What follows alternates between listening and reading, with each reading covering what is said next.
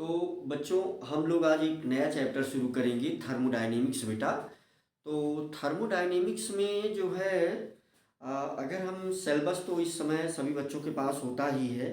फिर भी मैं सोच रहा हूँ कि मैं सिलेबस थोड़ा सा पढ़ ही दूँ क्योंकि 1 ही मिनट समय लगेगा। और कोई बच्चा जो है इसी से सिलेबस लिखना चाहे तो लिख सकता है, राइट। मोबाइल में आजकल सभी लोग डाउनलोड कर लेते हैं, लेकिन मैं फिर भी इस समय जेई मेन का सिलेबस थर्मोडायनेमिक्स का पढ़ दे रहा हूँ जल्दी से। तो फंड ये जो है केमिकल थर्मोडायनेमिक्स नाम से ये चैप्टर है। और fundamentals of thermodynamics, state of system and surrounding, extensive and intensive properties, state functions, entropy, types of what processes. उसके बाद first law of thermodynamics, concept of work, heat, internal energy and enthalpy, heat capacity, molar heat capacity, Hess law of constant heat summation, enthalpies of bond, right, dissociation, combustion, formation, atomisation, sublimation, phase transition, hydration, ionisation and solution, right. और अब आगे इसमें बेटा दिया गया है last में second law of thermodynamics.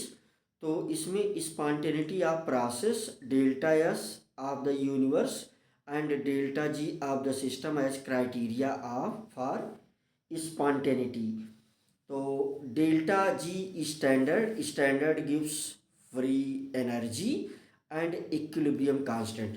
तो ये बेटा हमने पढ़ दिया जेई मेन का सिलेबस, राइट। और यही अप्रॉक्सीमेटली जो सिलेबस है वो है बेटा जेई सॉरी नीट का भी।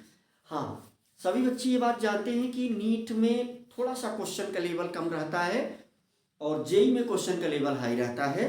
तो हम बेटा इस चैप्टर को शुरू करेंगे। केमिकल थर्मोडायनेमिक्स नाम से वो चैप्टर तो दिया गया है, लेकिन मैं चाहता हूँ कि इस चैप्टर को अगर हम थर्मोडायनेमिक्स टू थर्मोकेमिस्ट्री है ना, तो थर्मोडायनेमिक्स के प्रिंसिपल को हम जान करके, सुन करके, समझ करके उसको हम कैसे थर्मोकेमिस्ट्री में यूज करेंगे, तो ये है ना। तो केमिकल थर्मोडायनेमिक्स, जैसे हम एक ओवरव्यू लेंगे बेटा। तो जैसे मान लीजिए हम ये कह सकते हैं कि अगर लिखा गया है केमिकल थर्मोडायनेमिक्स, है ना, तो चैप्टर का नेम लिखा गया है chemical thermodynamics, chemical thermodynamics, right, chemical thermodynamics. तो बेटा हम पूरे चैप्टर का एक ओवरव्यू लेंगे, राइट। तो कहीं ना कहीं मैं कैसे आपके साथ इस चैप्टर को डील करूँगा। तो बेटे अगर हम, वैसे चैप्टर तो यही है, लेकिन इसको थोड़ा सा इस प्रकार से अगर लिखा जाए, मैं कैसे आपके साथ पूरे चैप्टर को डील करूँगा। और अभी बेटा हम चैप्टर का पूरा एक ओवरव्यू ही देंगे और फिर टॉपिक वाइज और क्वेश्चन वाइज हम इसका डिस्कशन करेंगे, राइट। तो चलिए हम लोग जो है आगे बढ़ते हैं इसमें। जैसे अगर ये थर्मोडायनेमिक्स टू थर्मोकेमिस्ट्री अगर ऐसा कुछ लिखा जाए, यानी थर्मोडायनेमिक्स टू थर्मोकेमिस्ट्री, राइट। तो thermodynamics, thermodynamics to thermochemistry, right, thermochemistry, thermodynamics to thermochemistry अगर ऐसा कुछ हम लिखते हैं, थर्मोडायनेमिक्स टू थर्मोकेमिस्ट्री अगर हम ऐसा कुछ लिखते हैं, तो मीन्स पहले हम क्या उद्देश्य है ऐसा लिखने का, क्योंकि पहले हम थोड़ा सा थर्मोडायनेमिक्स के विषय में जानेंगे फर्स्ट लॉ तक, और फिर फर्स्ट लॉ के बाद केमिस्ट्री इन्वॉल्व हो जाएगी, राइट। तो थर्मोडायनेमिक्स टू थर्मोकेमिस्ट्री ये लिखने का उद्देश्य ये है बेटा, क्यों मैं लिख रहा हूँ, क्योंकि थर्मोडायनेमिक्स आप जाने और उसके रूल को यहाँ पर थर्मोकेमिस्ट्री में अप्लाई करें। तो चलिए, तो इस चैप्टर को हम ओवरऑल हम ये कह सकते हैं कि इस चैप्टर को हम ओवरऑल क्या करेंगे, 3 पार्ट में डिवाइड करेंगे, राइट। ये जो चैप्टर है इसको हम ओवरऑल 3 पार्ट में डिवाइड करेंगे। मुझे उम्मीद है कि सभी बच्चे इस ओवरव्यू से बेनिफिट जरूर लेंगे, राइट। मीन्स ये एक ओवरव्यू है जिसमें आप पूरा चैप्टर देख सकते हैं और एक कनेक्शन बना सकते हैं, क्योंकि बेटा पहले टॉपिक से दूसरा टॉपिक, दूसरे टॉपिक से तीसरे टॉपिक का अगर इस प्रकार से हम कनेक्शन मेंटेन कर पाते हैं तो वो चीज़ें हमें इजीली याद हो जाती हैं। हमारा उद्देश्य रहेगा कि कैसे हम आपको कुछ याद करवाएं, है ना। तो भाई कंपटीशन के लिए आपको भी लगना ही पड़ता है, और वो अकेले टीचर का वर्क नहीं होता, उसमें मेन रोल तो आप ही का होता है। तो हम कोशिश करेंगे कि कुछ आपको एक ओवरव्यू के माध्यम से एक कनेक्शन बनाएं और आपको कुछ याद करवाएं। तो जैसे हम इस चैप्टर को 3 पार्ट में डिवाइड कर देंगे, पार्ट ए और पार्ट बी और पार्ट सी, राइट। तो 3 पार्ट में हम इस चैप्टर को डिवाइड कर देंगे। पार्ट ये क्या है, तो कुछ हमें इम्पॉर्टेंट वर्ड जानने हैं, तो हम डिस्कस करेंगे क्या, कुछ टर्मिनोलॉजी, कुछ ऐसे शब्द जो हम एक्सप्लेन करेंगे और वो पहले हमें जल्दी से जान लेना है। तो पार्ट ए में हम लोग डिस्कस कर लेंगे terminology, main terminology for thermodynamics, है ना।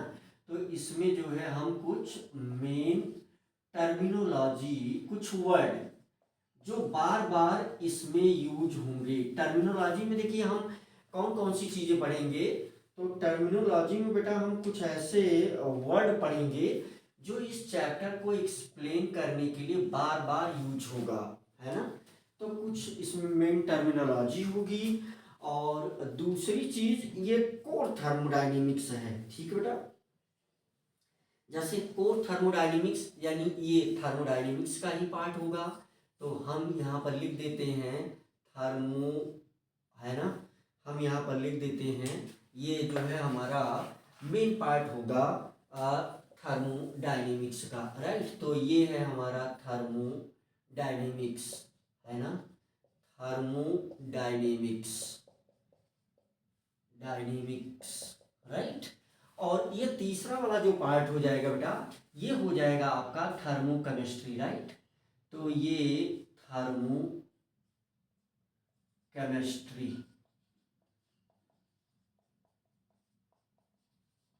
है ना। तो आइए हम लोग जो है एक ओवरव्यू लेते हैं और कुछ कनेक्शन आपस में हम मेंटेन करते हैं। तो जैसे ही हम चैप्टर को शुरू करेंगे मेन टर्मिनोलॉजी में, देखिए थर्मोडायनेमिक्स का सिग्निफिकेंस क्या है और थर्मोडायनेमिक्स हम क्यों पढ़ते हैं, क्योंकि हीट ट्रांसफर की स्टडी हमें करना है, राइट। तो किसी भी प्रोसेस में हीट कैसे इन्वॉल्व है और उसका इम्पोर्टेंस क्या है। जैसे सिंपली आप ये कह सकते हैं, जब क्लास 10th में बच्चे वो रिएक्टिविटी सीरीज पढ़े हुए हैं, तो ऊपर जो मेटल प्रेजेंट है अपने से नीचे वाली मेटल को रिप्लेस कर सकता है, और इस रिएक्शन को होने के लिए हमें कुछ नहीं करना पड़ेगा, है ना। तो मीन्स थर्मोडायनेमिक्स से जुड़ी हुई 3 बात, उसका डेफिनेशन क्या है। तो जैसे आप डेफिनेशन ये दे सकते हैं कि थर्मोडायनेमिक्स में हम हीट और टाइप्स ऑफ हीट चेंज की स्टडी करेंगे। थर्मोडायनेमिक्स जो वर्ड है, थर्मोस मीन्स हीट और डायनेमिक्स मीन्स फ्लो, है ना। तो हीट का जो फ्लो है वो चीज़ हम पढ़ते हैं, और उसकी लिमिटेशन क्या है वो जनरली हम 2-2 पॉइंट में देख लेंगे। अभी हम जो बात करेंगे जिन जिन वर्ड का, तो वो है जो पहला वर्ड हम लोग डिस्कस कर लेंगे। तो आप कह सकते हो कि सबसे पहले हम लोग सिस्टम की स्टडी करेंगे, है ना। पहले सिस्टम की स्टडी करेंगे और टाइप्स ऑफ सिस्टम, और इसी से जुड़ा हुआ वर्ड एक आएगा इन्वायरमेंट, है ना। तो इसी से जुड़ा हुआ एक वर्ड आएगा इन्वायरमेंट, और यहां पर जो है types of system, types of system. तो एक वर्ड हम पहले सीखेंगे क्या, सिस्टम, राइट। तो एक वर्ड पहले हम लोग डिटेल में सीखेंगे सिस्टम। दूसरा वर्ड बेटा हम लोग सीखेंगे सिस्टम के बाद थर्मोडायनेमिक इक्विलिब्रियम, है ना। तो हम लोग दूसरा वर्ड सीखेंगे बेटा thermodynamic equilibrium, thermodynamic equilibrium, equilibrium, ये वर्ड हम लोग सीखेंगे। तो इसमें थर्मोडायनेमिक इक्विलिब्रियम में तीनों चीज आ जाती है ना। क्या क्या, केमिकल इक्विलिब्रियम, और दूसरा जो है क्या आ जाएगा, मैकेनिकल इक्विलिब्रियम, है ना, मैकेनिकल इक्विलिब्रियम। फिर जो है आइसोथर्मल इक्विलिब्रियम या थर्मल इक्विलिब्रियम, हम लोग जो है थर्मल इक्विलिब्रियम, है ना। तो ये दो वर्ड हमने सीख लिया, यानी सिस्टम का बार बार यूज करेंगे, थर्मोडायनेमिक इक्विलिब्रियम वाला वर्ड हमें समझ में आना चाहिए। फिर जो है बेटे हम लोग डिस्कस करेंगे अगला जो टॉपिक होगा थर्मोडायनेमिक प्रॉपर्टीज, है ना। तो हम लोग डिस्कस करेंगे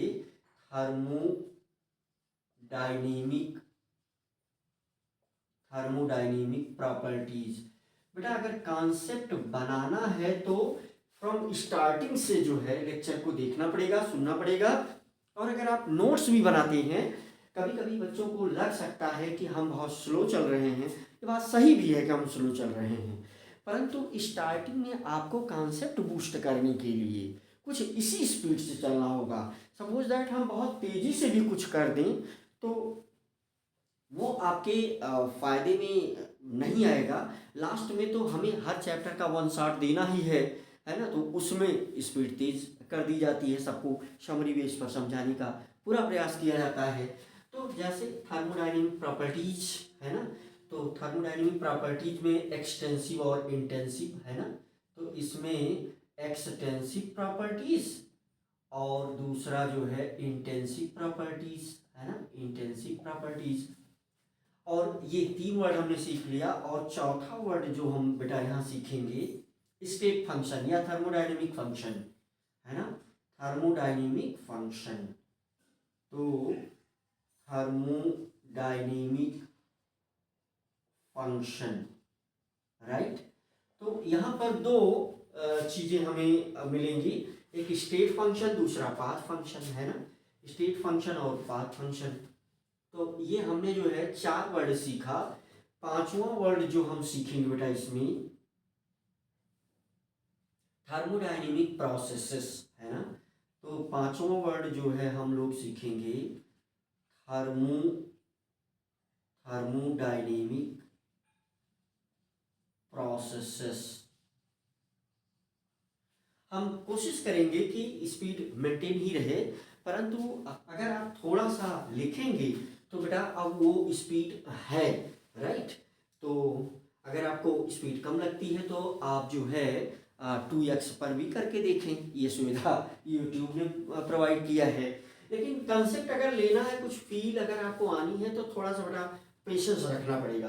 तो चलिए हम लोग जो है जो अगला वर्ड इसमें हम लोग सीखेंगे थर्मोडायनेमिक प्रोसेस में। अगर हम बात कर लें तो थर्मोडायनेमिक प्रोसेस में isobaric process, isothermal process, adiabatic process, cyclic process, है ना।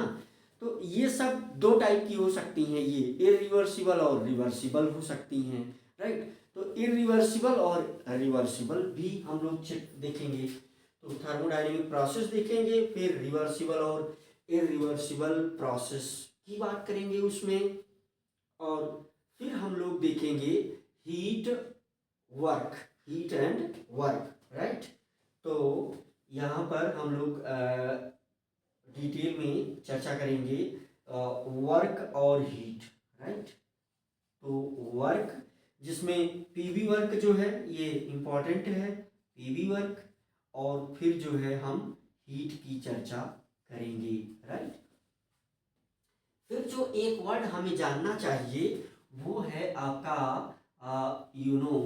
वो जो अगला वर्ड आ जाएगा वो है इंटरनल एनर्जी या इंट्रिंसिक एनर्जी, दोनों सेम है, इंट्रिंसिक एनर्जी या internal energy, right. Intrinsic energy, intrinsic energy या इंटरनल एनर्जी, इसी को हम किससे, या इंटरनल एनर्जी, चलिए हम नहीं लिख रहे हैं, इसको रिप्रेजेंट करेंगे ई या यू।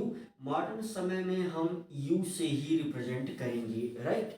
और जो लास्ट में साइन कन्वेंशन है ना, तो साइन कन्वेंशन की बात आगे भी की जा सकती है, परंतु यही हम थोड़ा सा साइन कन्वेंशन की बात कर देंगे जिससे कि थर्मोडायनेमिक्स को समझने में आसानी हो। तो हम जो अगली बात की चर्चा आपसे कर देंगे वो है साइन कन्वेंशन। जो हम साइन यूज करेंगे वो कौन सा हम यूज करते हैं, करेंगे कैसे यूज करेंगे, उस पर हम आपसे चर्चा करेंगे। अब हम थर्मोडायनेमिक्स की अगर बात करें तो अब आप यहाँ पर ध्यानपूर्वक देख सकते हैं कि अब ये कुछ ऐसे वर्ड हैं जो बार बार यूज होंगे और इस वर्ड को आप जो है समझें। और यहाँ पर हम ग्राफ की भी चर्चा करेंगे बहुत ही डिटेल में। इससे जुड़े हुए जो ग्राफ वाले क्वेश्चन हैं उनकी चर्चा हम पूरा डिटेल में करेंगे, राइट। तो जैसे अगर हम थर्मोडायनेमिक्स की बेटा बात करें तो अभी अगर ऑब्जेक्टिव मान लीजिए हमसे कोई पूछता है कि थर्मोडायनेमिक्स का ऑब्जेक्टिव क्या है, तो ये है तो बेटा दो ही शब्द, लेकिन इसमें सब कुछ शामिल हो जाता है ना। जैसे to explain the feasibility of any process and to explain the spontaneity of any process, whether any process is spontaneous और नॉन स्पॉन्टेनियस। तो कहीं ना कहीं अगर इसके हम ऑब्जेक्टिव की बात कर लें तो फिर ये चीज़ है, अभी शुरू से ही आप अपने दिमाग में इस बात को बैठाएं कि इसका जो इस थर्मोडायनेमिक्स का जो उद्देश्य है ऑब्जेक्टिव है ना, ऑब्जेक्टिव की अगर हम बात करें तो इस चैप्टर या इस साइंस का जो उद्देश्य है कहीं ना कहीं तो वो है to explain the spontaneity of process, है ना। तो ये क्या है, feasibility and spontaneity, to explain the feasibility and spontaneity of process, है ना। स्पॉन्टेनिटी ऑफ प्रोसेस, स्पॉन्टेनिटी है ना, स्पॉन्टेनिटी ऑफ प्रोसेस, ये इसका उद्देश्य है। तो इसीलिए ये थर्मोडायनेमिक्स क्रम से डेवलप हुई है, राइट। तो चलिए हम लोग देखते हैं। तो सबसे पहले बेटा हम यहाँ पर ये जीरोथ लॉ ही पढ़ लेते हैं और लेक्चर भी आप सुन करके कहानियाँ डेवलप कर सकते हैं। हम टीचर किसी भी चीज़ को समझाते हैं तो वो फिर एक कहानी के माध्यम से बेटा, और वो कोई भी चीज़ आपको भी तभी समझ में आती है जब आप अपना उस पर कोई विजन क्रिएट करते हैं, राइट।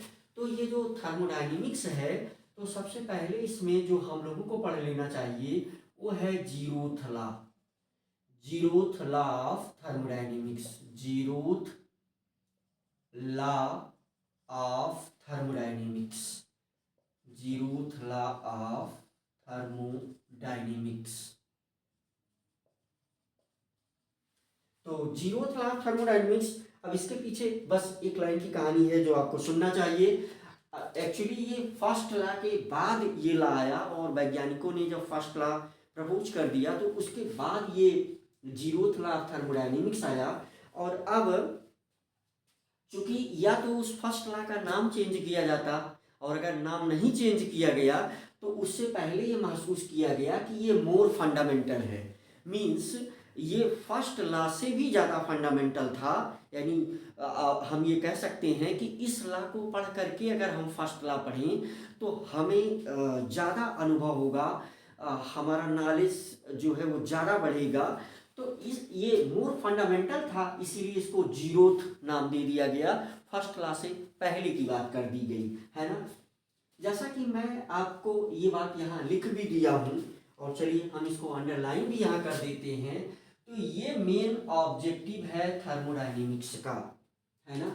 देखिए कौन सी रिएक्शन अपने आप हो जाएगी, जो रिएक्शन अपने आप हो जाएगी उस रिएक्शन में जो चेंज होगा एनर्जी चेंज उसी एनर्जी को हम पकड़ लेते हैं। थर्मोडायनेमिक्स पढ़ने का ये फ़ायदा है। तो मीन्स जो बैटरी बनती है या जो और प्रोसेसेस हैं जिसमें हम एनर्जी को ट्रैक कर सकते हैं, जिसमें हम एनर्जी को यूज कर सकते हैं, एनर्जी को पकड़ करके कैच करके एनर्जी को अपनी ज़रूरी वाले वर्क में लगा सकते हैं।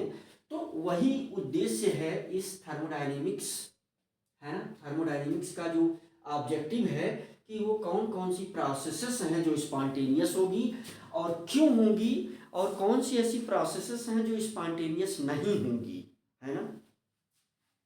तो मीन्स जीरोथ लॉ से हमारे थर्मोडायनेमिक्स का जब ऑब्जेक्टिव पूरा नहीं हो पाया तो फिर हम ये कह सकते हैं, ये तो हालांकि बाद में दिया गया, तो फर्स्ट लॉ ऑफ थर्मोडायनेमिक्स, है ना।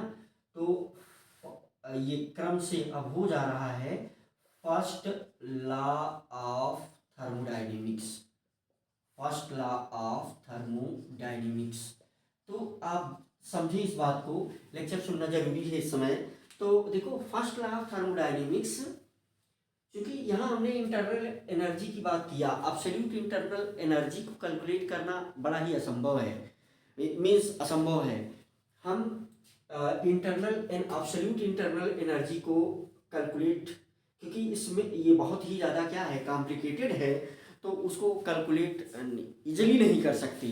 साइंस में तो हम कुछ भी असंभव नहीं कहते, लेकिन फिर भी जो चीज़ें अभी साइंस की डिस्कवरी या उन चीज़ों से बाहर हैं, तो हम ये कह सकते हैं अल्टीमेटली कि absolute value of internal energy को कैलकुलेट करना थोड़ा मुश्किल है। तो हम ये कहेंगे कि फर्स्ट लॉ ऑफ थर्मोडायनेमिक्स से इंटरनल एनर्जी चेंज को हम कैलकुलेट कर लिए, और बहुत सारी प्रोसेसेस जो थर्मोडायनेमिक प्रोसेसेस हैं उनको भी हमने एक्सप्लेन किया। लेकिन अब चूंकि उद्देश्य ये है कि दुनिया की सारी प्रोसेस की स्पान, अब दुनिया में कितनी प्रोसेसेस हैं, तो इन्फिनिटी प्रोसेसेस हमेशा हो रही हैं, है ना, हम ऐसा कह सकते हैं। तो सारी प्रोसेसेस की स्पॉन्टेनिटी को हम एक्सप्लेन करें, तो इसी के लिए थर्मोडायनेमिक्स से बनाई गई। तो जब यहाँ से ये आवश्यकता पूरी नहीं हुई तो यहाँ से एक स्टेट फंक्शन इंट्रोड्यूस किया गया, and very important state function, that is enthalpy, है ना। तो यहाँ से एक ये स्टेट फंक्शन इंट्रोड्यूस किया गया, स्टेट फंक्शन। तो इसे हम क्या बोलते हैं, इसे हम बोलते हैं एंथैल्पी, और रिप्रेजेंट करेंगे एच से, है ना। तो अब यहाँ से जब यहाँ तक ये थर्मोडायनेमिक्स पहुँचा तो यहाँ एक रूल ये आ गया कि किसी भी प्रोसेस के लिए अगर डेल्टा एच की वैल्यू निगेटिव हो जाए तो वो प्रोसेस स्पॉन्टेनियस होगा, और यदि प्रोसेस के लिए डेल्टा एच की वैल्यू पॉजिटिव हो जाए तो वो प्रोसेस नॉन स्पॉन्टेनियस होगा। लेकिन अब कुछ ऐसी भी प्रोसेसेस नेचर में मिली कि जो इसके अपोजिट वर्क कर रही थी। इसका मतलब ये था कि स्पॉन्टेनिटी को ये एंथैल्पी के अकेले बेस पर एक्सप्लेन नहीं किया जा सकता। तो फिर इसके बाद सेकंड लॉ ऑफ थर्मोडायनेमिक्स को प्रपोज कर दिया गया, राइट। तो इसी के बाद क्या आ जाएगा आपका second law of thermodynamics, right, second law of thermodynamics ये प्रपोज कर दिया गया। और फिर इसी से जुड़ा हुआ एक स्टेट फंक्शन, एक नया स्टेट फंक्शन, है ना, एक ये आपका नया स्टेट फंक्शन जिसको हम एंट्रोपी बोलेंगे। तो यस और यच को मिला करके क्या किया गया, एक्सप्लेन करने का प्रयास किया गया प्रोसेस की स्पॉन्टेनिटी। तो यहाँ भी एक्सप्लेन करने का प्रयास किया गया। H मीन्स इंथैल्पी, या हम जो है एंट्रोपी चेंज या इंथैल्पी चेंज की बात भी कर सकते हैं, मीन्स इंथैल्पी एंड, है ना। अब इसके बेस पर स्पॉन्टेनिटी को एक्सप्लेन किया गया, H and S, H comma S, and spontaneity of any process, and spontaneity of process, right. तो ये जो है ये करने का प्रयास किया गया, लेकिन 100% सभी का सल्यूशन, सभी प्रोसेस के लिए सल्यूशन यहाँ नहीं है। तो सभी प्रोसेस के लिए जो है सल्यूशन पाने के लिए एक नया स्टेट फंक्शन यहाँ इंट्रोड्यूस किया जाएगा, जो है गिव्स फ्री एनर्जी, राइट। तो नया new state function, new state function, तो ये स्टेट फंक्शन का क्या नाम है, गिब्स फ्री एनर्जी। तो इन तीनों में एक रिलेशन, गिब्स हेल्महोल्ट्ज इक्वेशन, तो यहाँ पर एक रिलेशन, एक इक्वेशन भी है, यहाँ हम ब्रैकेट में लिख दे रहे हैं, delta H is equal to, या डेल्टा जी हम ऐसा लिख सकते हैं, delta G is equal to delta H minus T delta S, right. तो ऐसा जो है एक रिलेशन डेवलप किया गया, और इसी के बेस पर किसी भी प्रोसेस की स्पॉन्टेनिटी को एक्सप्लेन किया गया, राइट। ये कोर थर्मोडायनेमिक्स। और इसी के बाद जो है हम कह सकते हैं कि इसी के बाद हम लोग थर्ड लॉ ऑफ थर्मोडायनेमिक्स की भी चर्चा करेंगे, जिसमें मिनिमम एंट्रोपी है ना। थर्ड लॉ ऑफ थर्मोडायनेमिक्स एक हाइपोथेसिस कि किसी भी, क्या ऐसा पॉसिबल है कि किसी भी मटेरियल की एंट्रोपी जीरो हो सकती है, तो यहाँ पर हम उसकी चर्चा करेंगे। Means third law of thermodynamics, third law of thermodynamics है ना, thermodynamics, third law of thermodynamics. Temperature जो है, थर्ड लॉ ऑफ थर्मोडायनेमिक्स,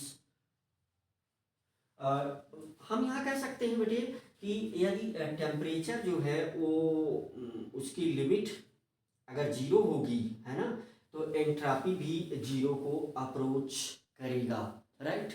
अगर टेम्परेचर टी जो है, टी के लिए अगर ये टेम्परेचर के लिए अगर ये अप्रोच करे जीरो को, तो फिर हम ये कह सकते हैं कि एंट्रोपी अब्सोल्यूट जीरो की बात है, जीरो केल्विन, है ना। हम जीरो केल्विन की बात कर सकते हैं, absolute zero temperature.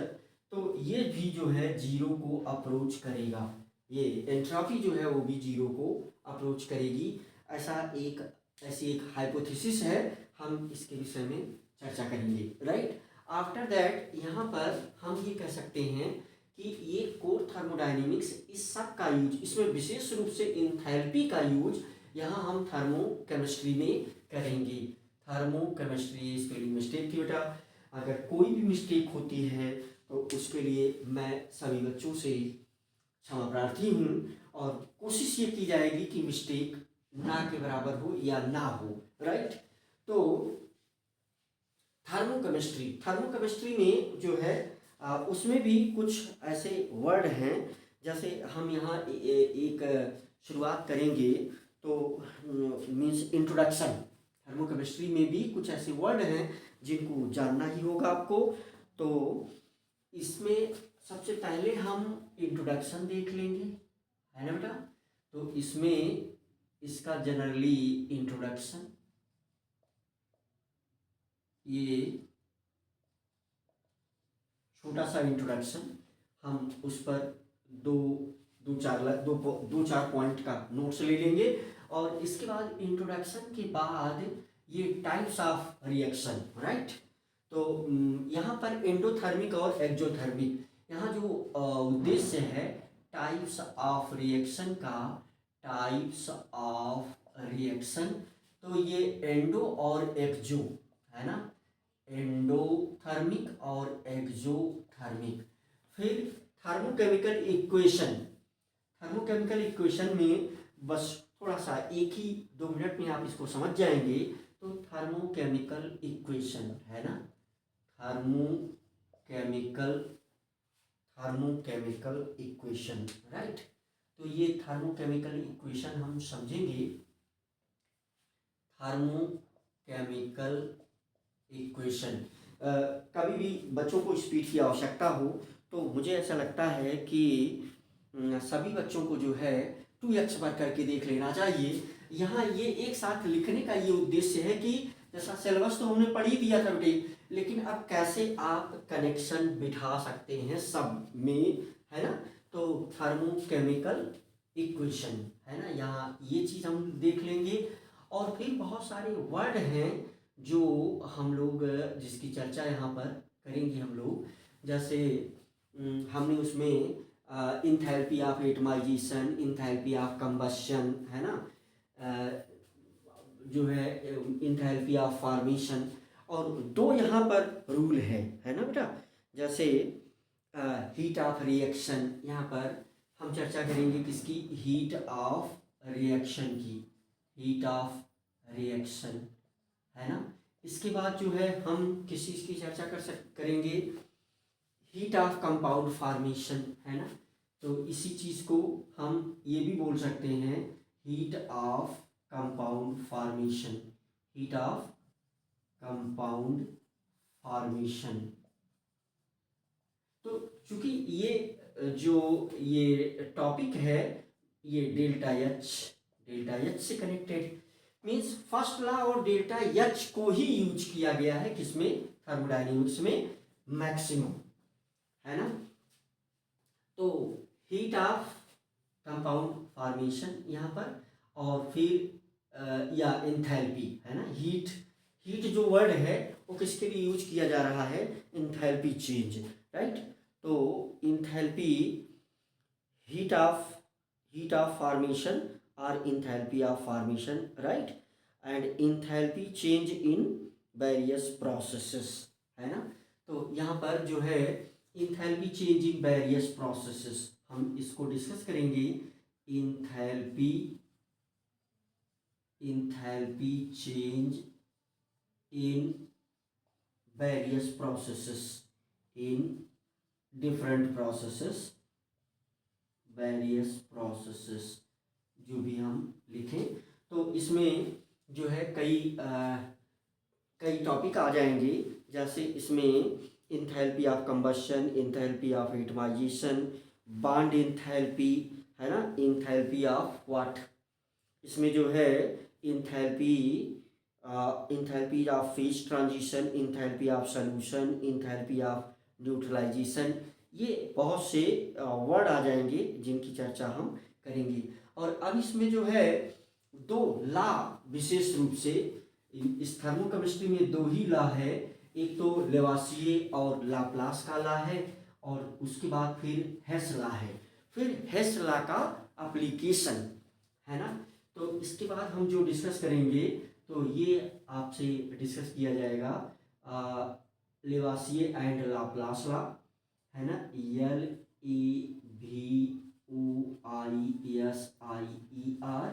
लेवासिये and Laplace